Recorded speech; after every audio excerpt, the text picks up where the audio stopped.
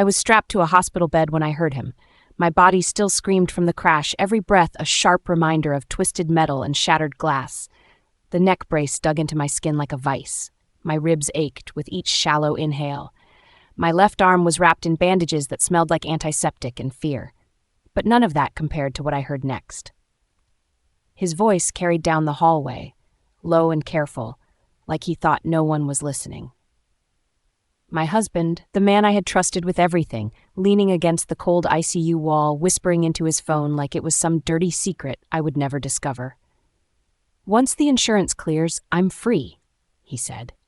His tone was casual, almost relieved, like he was talking about finally paying off a credit card. My hand clenched around the bed rail until my knuckles went white. My chest tightened, not from the accident, but from something far worse. I felt my heart crack open, piece by piece, before I even understood what he had planned. The beeping of the machines around me seemed to get louder, matching the pounding in my ears. That was the moment I realized the crash was not the worst thing I would survive. His betrayal was. And that phone call, that single moment of truth I was never supposed to hear, became the spark that lit a fire he would never see coming.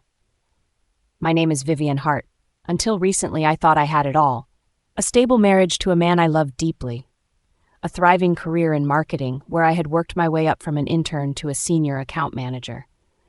A sense of security that made me believe tomorrow would always look like today.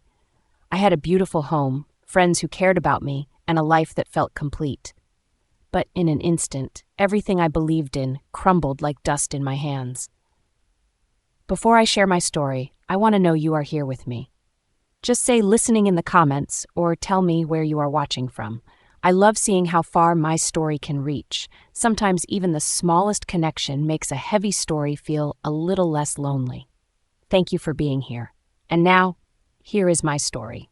If this kind of real human story matters to you, please consider subscribing. It helps more than you know, especially to someone who spent a long time believing no one was listening. What I am about to tell you is not just about an accident.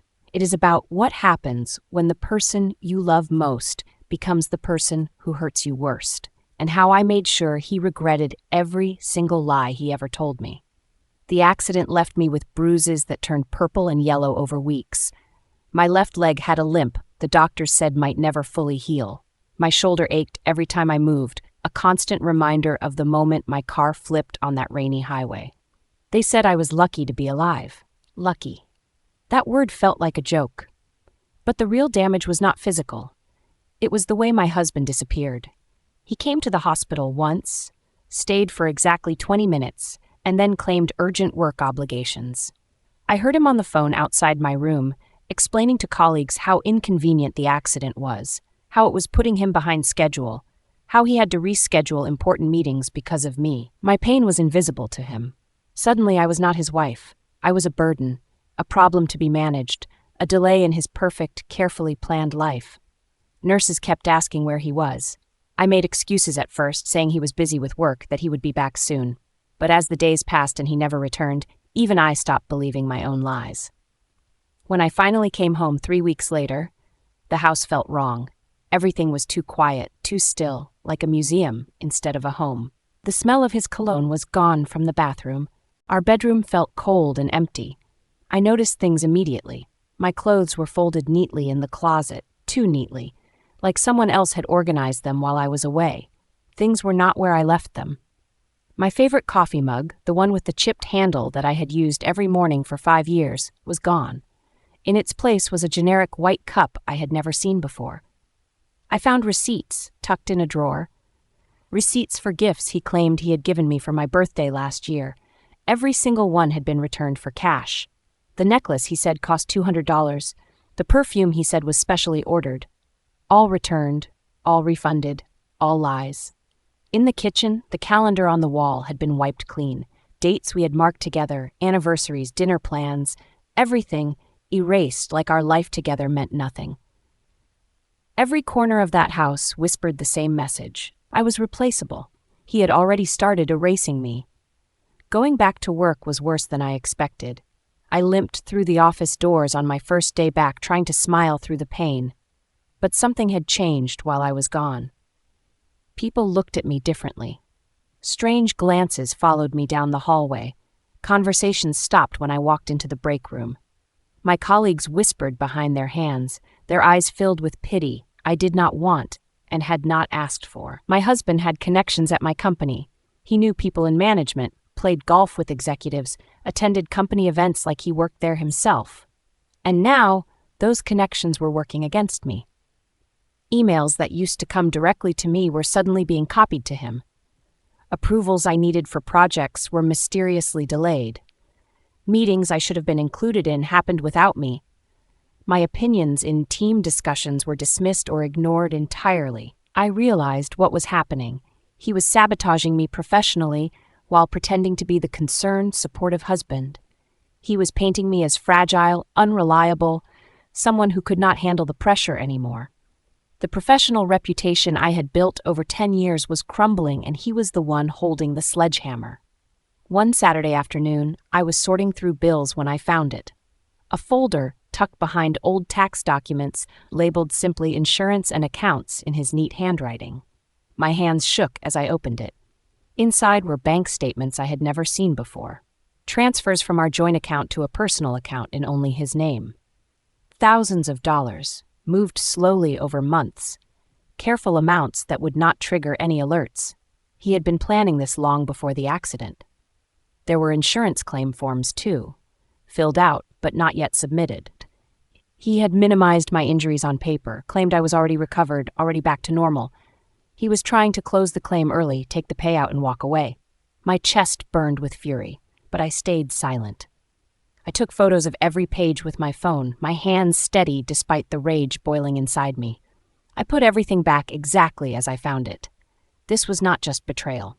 This was calculated theft. He had been slowly making me financially dependent while pretending to care. And now I had proof. This folder would be his undoing. I just had to be patient. I stopped reacting and started observing. Every phone call he took in another room, I made a mental note. Every late night at the office, I checked the timestamps on his credit card statements. Every lie he told, I cataloged it like evidence in a case I was building. He assumed I was too weak to notice, too broken by the accident to pay attention. That was his first mistake. I watched him carefully. The way he checked his phone constantly, smiling at messages he would not let me see. The way he showered and changed clothes before coming home, like he was washing away evidence. The way he started picking fights over nothing, trying to make me the villain in our story. I bought a small notebook and kept it hidden in my car. Every detail went in there. Dates, times, behaviors, inconsistencies. I was building a timeline of his deception. He thought I was grieving our marriage.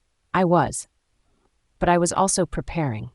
Every slip, every half-truth, every moment of carelessness on his part became a weapon I stored away. He walked around our house like he had already won, like I was just a formality he had to endure until the divorce was final. That arrogance would cost him everything. I began making small, strategic moves. In meetings at work, I would casually mention discrepancies I had noticed in project budgets. Nothing accusatory, just innocent questions that made people start paying attention to details they had overlooked. I sent carefully worded emails to my supervisor, documenting my recovery progress and my commitment to my projects. I made sure there was a paper trail showing I was competent, focused, and reliable. Everything my husband was quietly telling people I was not. I started having coffee with colleagues he had influenced, asking them thoughtful questions about their own work, showing genuine interest. Slowly, their opinion of me began to shift. They saw me as strong, not fragile, capable, not broken. At home, I asked him simple questions about finances, about his day, about plans for the future. His answers were always vague, always rushed. I smiled and nodded, but I was recording the inconsistencies. I was planting seeds of doubt everywhere he had planted lies, nothing dramatic. Nothing that would alert him to what I was doing. Just small, deliberate actions that would bloom into his downfall when the time was right.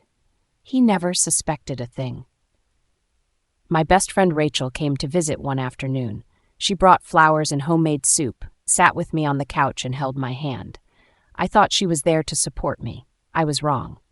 2 days later, I overheard her on the phone with him.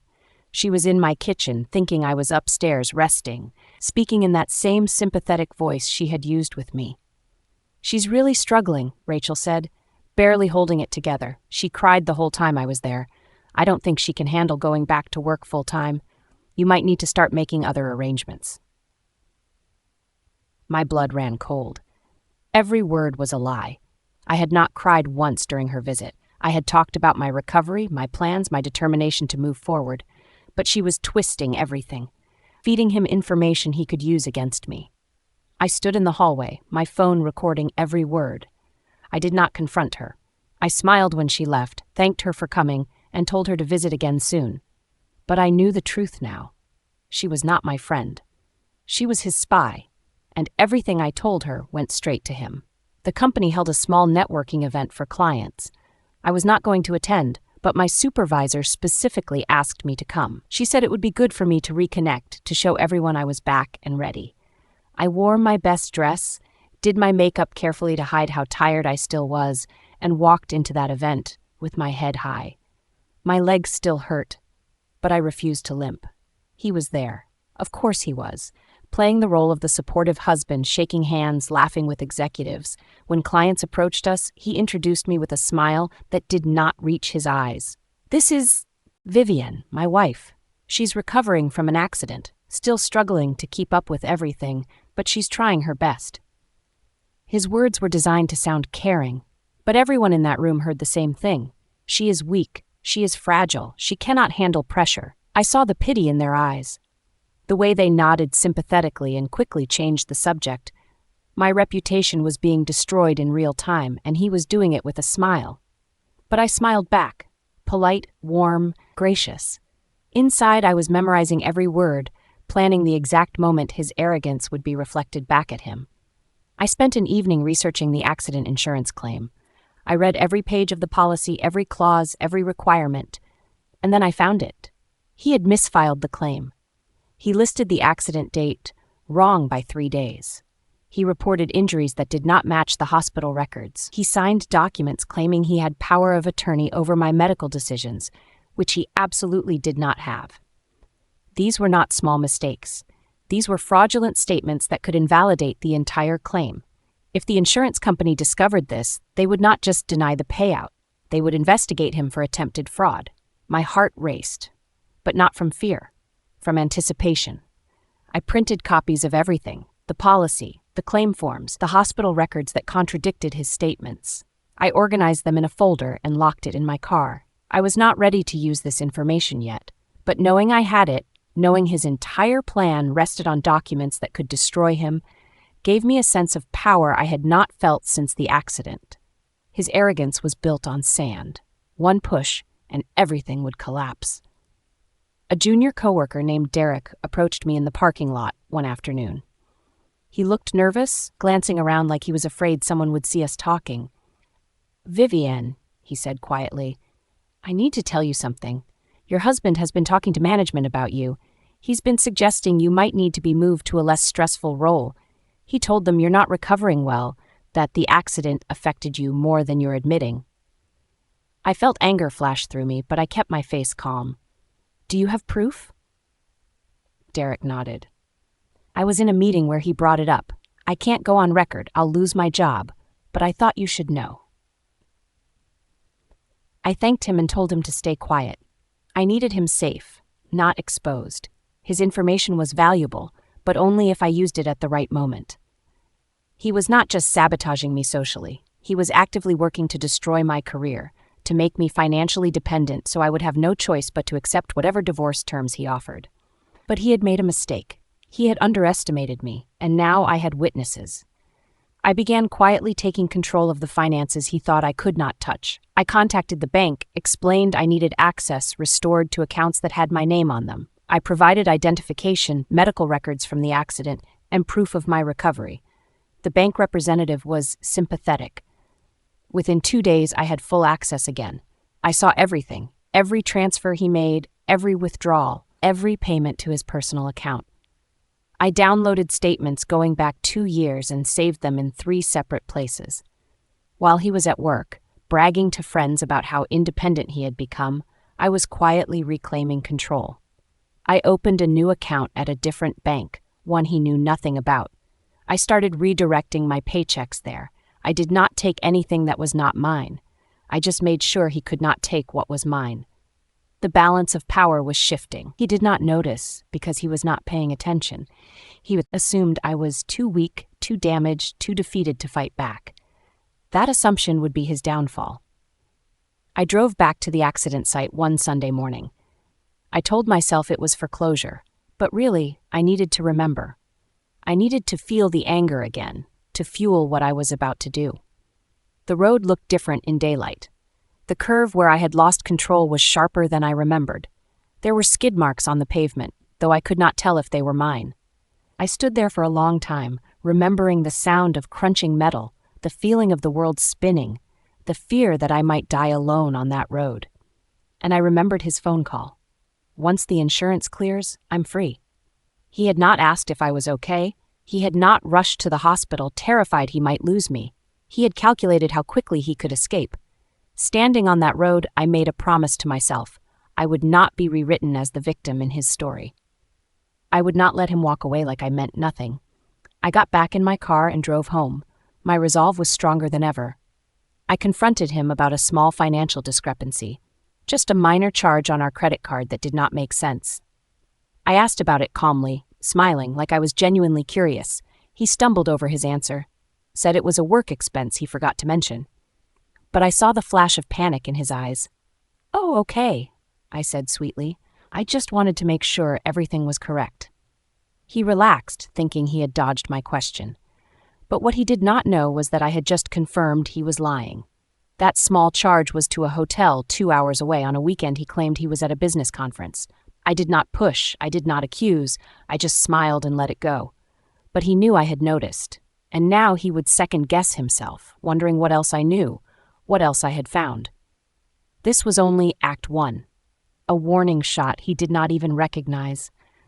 Over the next few days, he became more careful, more paranoid. He started hiding his phone, changing passwords, watching me when he thought I was not looking. Good. Let him worry. We attended a dinner party at a mutual friend's house. I wore a dress that made me feel confident, did my hair, smiled at everyone who greeted me. I was determined to show I was not broken. He stood across the room, drink in hand, talking to a group of his friends. I was too far to hear clearly, but I saw him gesture toward me, saw the others glance my way and nod sympathetically. I moved closer, pretending to look at a bookshelf nearby. "She's just not the same anymore," he said. "The accident changed her. She's fragile now, can't handle stress like she used to. Honestly, I don't know how much longer I can keep pretending everything is fine." One of his friends murmured something supportive. Another patted his shoulder like he was the victim in this situation. I laughed. Not loud, just a soft, genuine laugh at something I pretended to read on my phone, but it was loud enough for him to hear. He turned, saw me standing there, and his face went pale. I smiled at him, warm and kind, then walked away. He did not know if I had heard him, but the uncertainty would eat at him. At work, I was assigned a major project with a high-profile client. It was the kind of opportunity that could define a career. I knew my husband had wanted to be involved, had probably planned to take credit for it, but I worked on it alone. Late nights, weekends, pouring everything I had into creating something flawless. When I presented the proposal to the client, the room was silent. Then they started nodding, asking questions, smiling. They loved it. "This is exactly what we needed," the client said. "Vivienne, this is outstanding work." My supervisor beamed. My colleagues congratulated me, and across the room I saw my husband's face, frozen in shock. He had expected me to fail. He had told people I could not handle the pressure, and I had just proven him wrong in front of everyone who mattered. My revenge was not loud or dramatic. It was simply undeniable competence. He left the meeting without speaking to me. I did not need his words. His silence said everything. A former colleague of my husband's reached out to me unexpectedly. His name was Thomas, and he had left the company 2 years ago after a disagreement with management. "I heard about your accident," he said over coffee, "and I heard your husband has been talking about you at the office. I thought you should know something." He pulled out a folder. Inside were emails and documents showing small frauds my husband had committed years ago. Expense reports with inflated numbers, Clients billed for hours he never worked. Nothing huge, but enough to raise serious questions. I tried to rip this when I worked there, Thomas said. But he had connections. They buried it. I kept copies, just in case. I stared at the papers, my mind racing. Why are you giving this to me? I asked. Because he destroyed my reputation when I tried to speak up, Thomas said. And I think he's trying to do the same to you. I thanked him and took the folder. I did not tell him what I planned to do with it, but I knew this information was gold. I scanned every page and saved it in multiple places. Then I waited for the right moment. The right moment came during a board meeting. My husband was presenting a quarterly report, confident and polished as always. He made a comment, something small about budget allocations. One of the board members frowned. That doesn't match the numbers I was sent. My husband laughed it off. Just a miscommunication. But the board member did not let it go. He pulled up his laptop, compared figures, and his frown deepened. I said nothing. I just watched as other board members started asking questions. The numbers did not add up. The timeline was inconsistent. Details he had glossed over suddenly looked suspicious under scrutiny. His face turned red. He stammered through explanations that only made things worse. I sat quietly in the back of the room, my expression neutral. I had not said a word. I had not pointed fingers. I had simply let the truth speak for itself. By the end of the meeting, 3 board members had requested a full audit of his department. He glanced at me as he left the room. I met his eyes and smiled softly. He knew. Somehow, he knew I was behind this. 2 weeks later, I discovered he had been undermining a major client relationship. He had told the client that our team was unreliable, that projects were being mismanaged, that they should consider working with a competitor. Why? Because he wanted to leave the company and start his own consulting business. He was trying to steal our clients. I had proof. Emails he thought he had deleted, messages recovered from the company server, conversations witnessed by people who were tired of his manipulation. I did not go to management myself. Instead, I quietly shared the information with the client directly, framing it as a concerned colleague looking out for their best interests. The client was furious. They contacted our CEO immediately. Within 48 hours, my husband was called into an emergency meeting. I was not there, but I heard what happened from colleagues who were. He was suspended pending investigation. His access to company systems was revoked. His office was searched. He came home that night pale and shaking. He did not speak to me. He went straight to his office and closed the door. I made dinner and ate alone, completely calm. Over the following weeks, I watched him unravel. He was constantly stressed, checking his phone every few minutes, pacing the house at night. He started second-guessing everything, paranoid that people were watching him, that his every move was being documented. He was right to be paranoid. Meanwhile, I remained composed, warm, and professional at work. My colleagues respected me. My projects succeeded. My reputation grew stronger every day. People started coming to me for advice. I was invited to leadership meetings. My supervisor mentioned a possible promotion. Everything he had tried to destroy was flourishing, and everything he had built was crumbling. He looked at me sometimes like he could not understand what was happening, like he could not figure out how the woman he had dismissed as broken was somehow thriving while his world fell apart. I never gloated. I never threw his failures in his face. I just lived my life with dignity and competence. That was the worst punishment of all. My success was a mirror showing him exactly what he had lost. The final blow came during a high-level meeting with executives. An audit had uncovered everything. The financial discrepancies, the fraudulent expense reports from years ago, the attempt to steal clients. The lies about my capabilities spread throughout the company. Evidence was presented. Emails, witness statements, bank records, everything carefully documented and impossible to deny. He tried to defend himself. He pointed fingers at others. He claimed he was being set up, but the evidence was overwhelming. I sat in that meeting, calm and silent. I had not presented any of the evidence myself. Other people had found it, verified it, brought it forward. I was just a witness to his downfall. By the end of the meeting, he was terminated, escorted from the building by security. His career destroyed by his own arrogance and carelessness. As he was let out, he looked at me one last time, There was recognition in his eyes. Understanding. He knew I had orchestrated this. I did not look away. I held his gaze, my expression calm. Then he was gone. I walked past his empty office the next day. His nameplate had already been removed. His desk was clean like he had never existed there. I did not stop. I did not linger. I did not feel the need to gloat or celebrate. My dignity was intact. My career was thriving. My life was moving forward. He had tried to erase me, to make me dependent and weak. Instead, he had erased himself. Colleagues congratulated me on my recent successes. They asked for my input on projects. They respected my opinions. No one mentioned him. It was like he had simply vanished. I went home that evening to the house we had shared. I looked around at the space that had felt so cold and empty months ago. Now it felt like mine. Like a place I could rebuild, redesign, fill with my own choices. I was not the broken woman he had left in that hospital bed. I was stronger, smarter, more resilient than I had ever been. And he would spend the rest of his life knowing he had destroyed the best thing he ever had. 6 months later, my life looked completely different. I had been promoted to director at work. I was leading projects I had only dreamed about. I was mentoring younger colleagues, teaching them to trust their instincts and stand up for themselves. I had moved to a new apartment, one with better light and a view I loved. I redecorated every room to reflect who I was now, not who I had been. I started running again, slowly at first, building back the strength the accident had taken. My limp faded. My confidence returned. I made new friends, real friends who valued me for who I was, not what I could give them.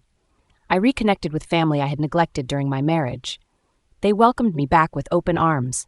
My life was full again, but this time it was full of things I had chosen, people who genuinely cared, work that fulfilled me. I did not think about him often. When I did, it was not with anger or sadness, it was with gratitude. He had tried to break me. Instead, he had forced me to become the strongest version of myself. I heard through mutual acquaintances that he struggled after everything fell apart. No company would hire him after the scandal. He lost friends who realized what he had done. His reputation was destroyed in ways that could never be repaired. I did not reach out. I did not gloat. I did not need to. My victory was not about his suffering. It was about my thriving. One afternoon, I saw him across the street. He looked smaller somehow, less confident. He saw me too, and for a moment our eyes met. I did not smile. I did not frown. I just acknowledged him with a small nod and kept walking. My life was too full, too beautiful, too important to waste time on someone who had proven he did not deserve a place in it. I had learned something powerful through all of this. Betrayal can break you, or it can rebuild you into something stronger. Pain can define your future, or you can define your future despite the pain. I chose strength. I chose growth. I chose myself, and that choice made all the difference. Betrayal cannot define your future. Your worth does. Walk away, thrive, and let karma handle the rest.